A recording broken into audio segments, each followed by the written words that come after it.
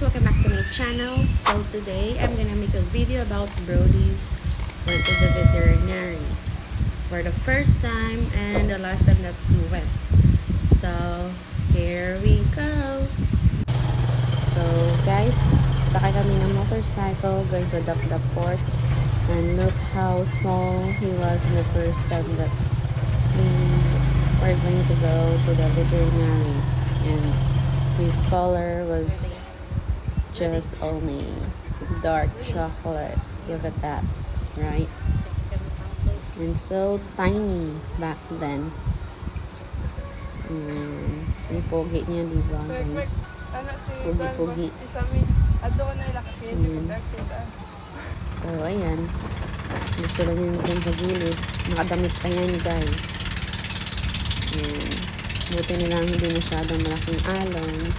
Ayan, tingin-tingin siya sa akin. Nagkakaan naman niya. Sure lang. Ayan. Dito, tingin niyo guys. Yung pump ko. Nakalimutan kong kuha na ng video guys. Nung first time namin pumunta sa veterinary. So, guys, first attempt namin na pumunta ng San Carlos for Brody's vaccine para sa anti-rabies tsaka deworm. Ayan, at tsaka nakikita nyo si Brody guys, parang nag-iba na yung kulay niya. Diba nung una nakita nyo dark chocolate siya, ngayon medyo may puti na yung ibabaw niya guys. Tsaka pinapakita ko rin sa inyo guys yung alon. Yeah, super maalon nito guys. Papunta kami ng San Carlos. Tsaka ito din yung mga kasama ko sa sumakay ng bangka. Yung mga pinsan ko. Tsaka yung tsuhin ko. Shout out sa kanila.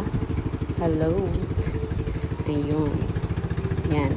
Kita nyo yung alon guys. Yan. Hinampas-hampas kami dyan. Pero okay lang. Carry lang. Parang gusto din ni Brody yung alon guys. Yan.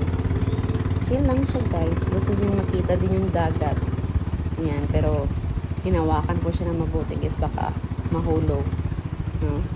Yan. Gusto niyo makita talaga yung dagat. Malikot talaga siya guys. So, trip lang namin na papunta doon yung kinuhaan ko ng video guys kasi nakalimutan ko guys. So, actually, pagdating namin doon sa veterinary, nag-close po sila kasi late na kami dumating. Tsaka mag-open sila ulit 5 PM. Hindi kami makapag-antay. Kailangan namin umuwi agad kasi nga mahangin na. So guys, second attempt going back to San Carlos again. Next day. No? Ayan. Pinakita ko lang sa inyo yung weather. Tsaka si Brody parang inaantok pa. Ayan. Much calmer yung weather neto guys. Ayan, tingnan yung tubig, hindi namumuti yung alon, hindi katulad nung kahapon na video. Ayan, yung tsuhin ko pa rin nag-drive, saka yung isa kong pinsan. Bali, 4 lang kami dito sa bangka guys, pang-4 si Brody.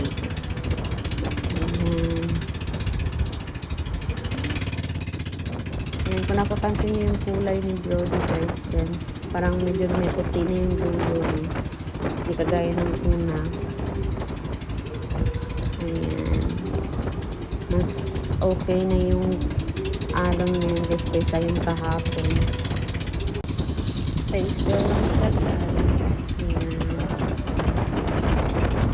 Pero actually guys, mas malikot yan. Dito na medyo nasa kalagitnaan na kami guys, medyo may alon na konti, pero it's not so bad unlike kahapon. Chill lang siya, parang gusto niya yung mahiga guys pero ayaw niya. So this is island life guys, no? So ito ngayon mahirap sa amin guys pagka pangit yung panahon, hindi kami nakakapunta ng city. Yan, nakikita nyo masyadong maalo na dito guys, sa kalagitnaan na kami ng San Carlos at saka sa Ermita. Kanina medyo medyo okay pa yung ano, yung dagat. So eto guys, nasa motor lang kami, nakapark na kami sa labas ng clinic. Ayan, hinintay namin kasi close pa rin, akala namin hindi na darating si Doc. Ayan, yung ano niya, sarado pa. Ito si Brody. Ayan. Parang naiinip na. Ayan. Antay namin yung doktor. So, ayan. Nandito na si Doc. First shot. At may pangalawang shot pa.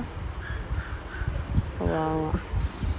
So, ayan, dito na naman kami sa Pampo. Pauwi na kami. Ayan, ready na siyang umuwi.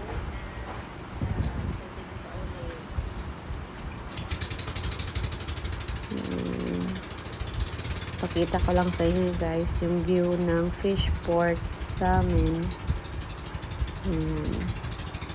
Saka, kabilang side is yung marina. Ayan, yung building na dyan.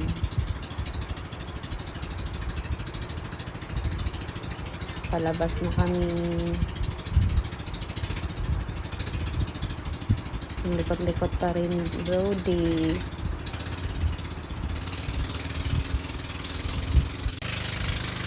So, mas mabilis kami nakakarating nito guys kasi tinutulak kami ng alon. Actually guys, mas maganda nga yung ano nito. Wala kang makikitang puti-puti na alon dyan, diba? Yan. Mas maganda yung current ng tubig, a lot safer, no? Much better din yung weather kaysa kahapon nito guys.